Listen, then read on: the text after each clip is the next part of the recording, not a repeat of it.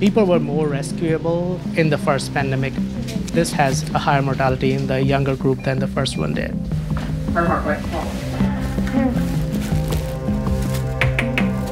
I did not realize that threat of death is inadequate to make people want to go have vaccines.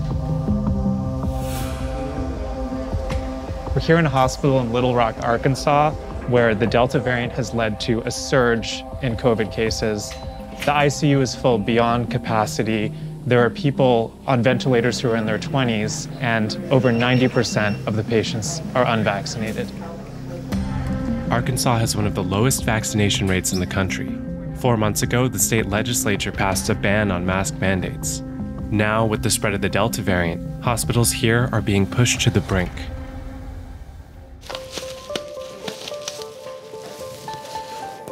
Hey, Ms. Chandler. I'm good, how are you? So I'm actually going to probably move it down to 85 and see how you do. Once we're down to 60 or 70, then I'll probably decrease the flow a little bit, okay? But I would say do get vaccinated as soon as it's time, okay? Because that's the only way we're going to make this demon go away from our life, okay? What are you hearing from unvaccinated patients who end up here in the ICU? Well, only a few of them would actually believe they have COVID. You have to tell them every day. Most people don't even believe they have COVID. There's a fair number of people who don't believe they have COVID, and then we are lying to them. How do you overcome that denial? It's very hard to do.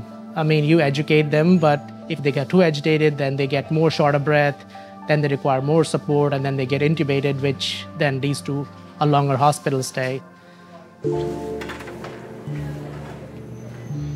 So the hospital won't let us inside the patient's room, so we have to talk to them through the glass with this walkie-talkie. Hi, Ms. Chandler. How are you? Can you talk me through how you ended up here?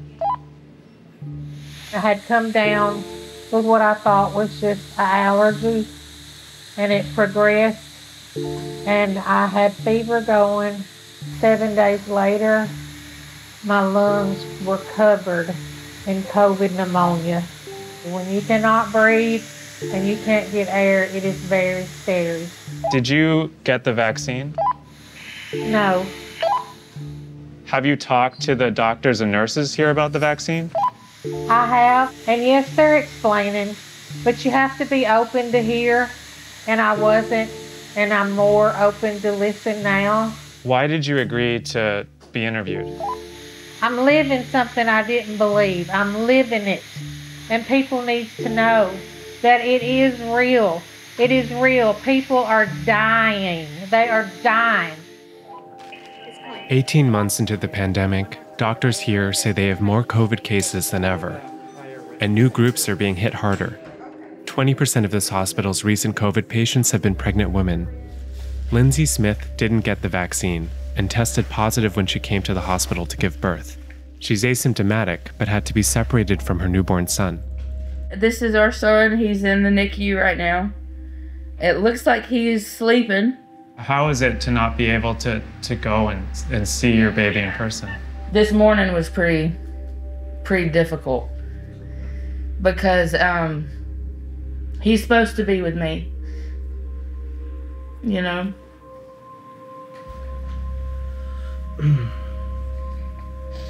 He's been with me the whole time, and now I can't even hold him. So that's definitely hard. I haven't got to meet my son yet. Does being here in this situation, not being able to see your baby in person, make you start to reconsider at all not wanting the vaccine? No. No, because even with getting the vaccine, you can still spread it. You can still get it. There simply aren't enough studies for it. What are you worried about? I don't know what's in it. You hear things, you know, like it's changing genetics, it's changing DNA and things like that.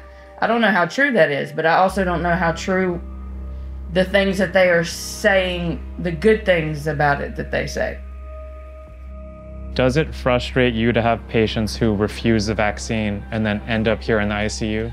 More disappointed in them because the information has been out there It's just like what media they're using will color their perceptions and the family members and their perceptions. I didn't think I would live through a time when vaccines would be so ridiculed.